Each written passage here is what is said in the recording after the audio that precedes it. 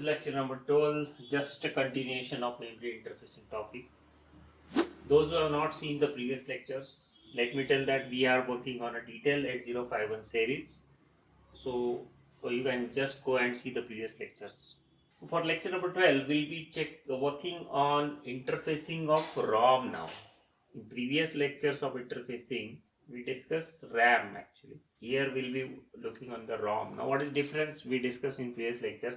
This is a read-only memory. This memory can be used for two purposes, either permanent data or permanent code also. Because code in embedded system code is permanent here. So we can store code as well as permanent data here. Anyway, but important thing about the EA bar pin of 8051. Assume this as a 8051 chip, and we have interface all the important components. Those are needed basic requirement like extal and then reset circuit. All these things we discussed in the pin diagram of 8051.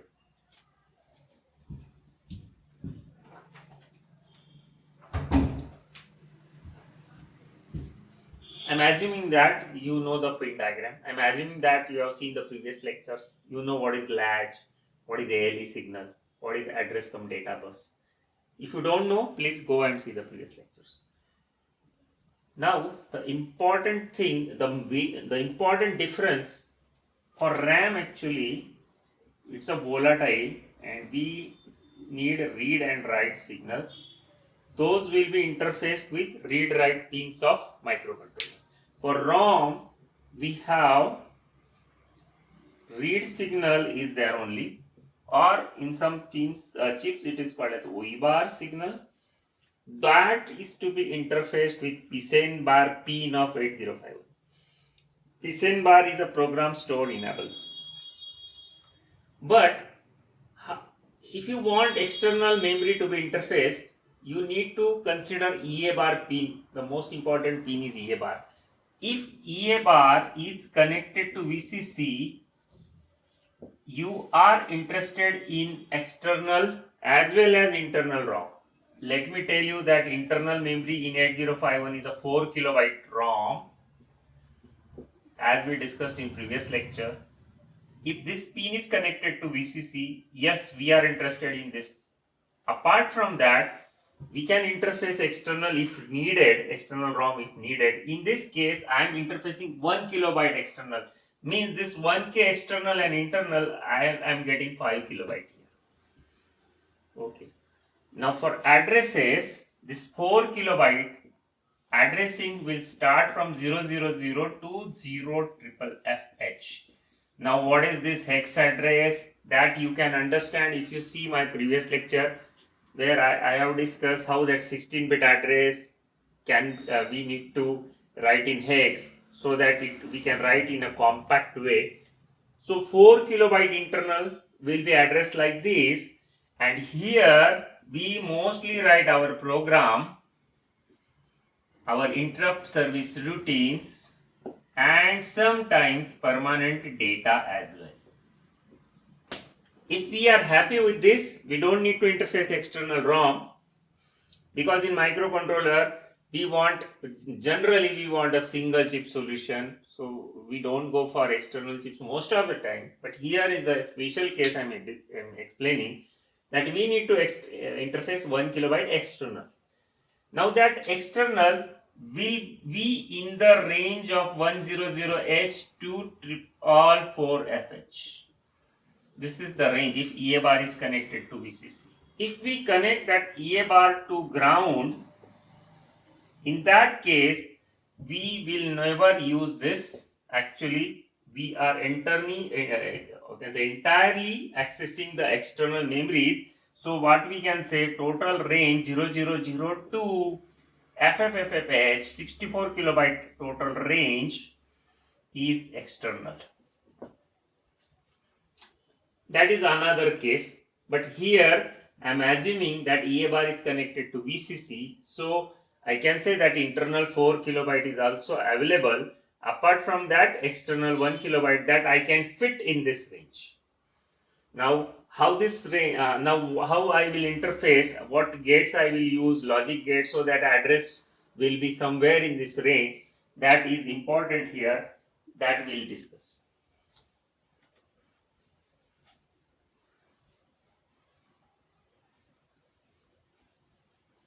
So here what I have done, as you know, ROM 1 kilobyte means there are 1024 locations, and each location is of size 8 bit.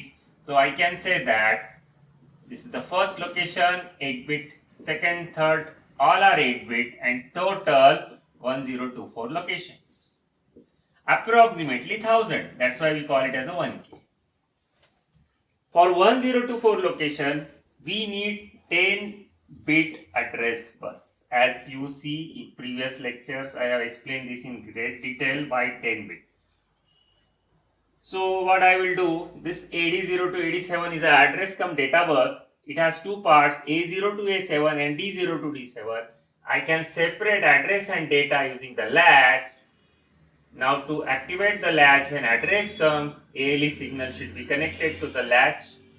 Then once the address comes, that will be latch here, because at the same time this ALE signal will come and that latch will store the address and give it to the ROM. Now here only 8 bit part. Now rest, total 10 bit needed. So these are 8, this is 8 bit. Rest of the 2 bits are here. So total it is 10 bit to address the 1K locations. Now from this memory, actually microcontroller will be reading only. Now you will ask the question, how data will come? The burning process is different. We will feed the data in ROM by different process, data, code, whatever it may be. We'll feed here by different process. So the data or the code is already available and just we want to read it. That's why only read signal is there, and that is connected to the PCI bar. This is the important difference. In RAM, actually we were using read-write pins because writing and reading both was possible. Here only reading is there and the PCI bar will do that job. Actually, we'll see some instructions here, MOVC type of instructions that are actually related to this code memory or related to the, you can say, ROM. We'll go in the detail of these MOVX and MOVC, this type of instructions, where you'll understand how this happens actually, how these signals actually you can say come on the pins when the instruction is executed, the timing diagram behind that we'll understand. Right now, assume that PCI bar is connected to read of the ROM, database is there, address pins are there, data bus is of course 8 bit because each location is 8 bit and microcontroller has 8 bit data bus here.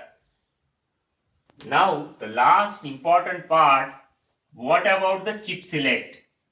Now anyway, if suppose this is a single chip, what we are doing is connected to A0 to A15, rest of the bus. So if I write the address A0, A1, A2, A3, A4, 5, 6, 7, 8, 9, left.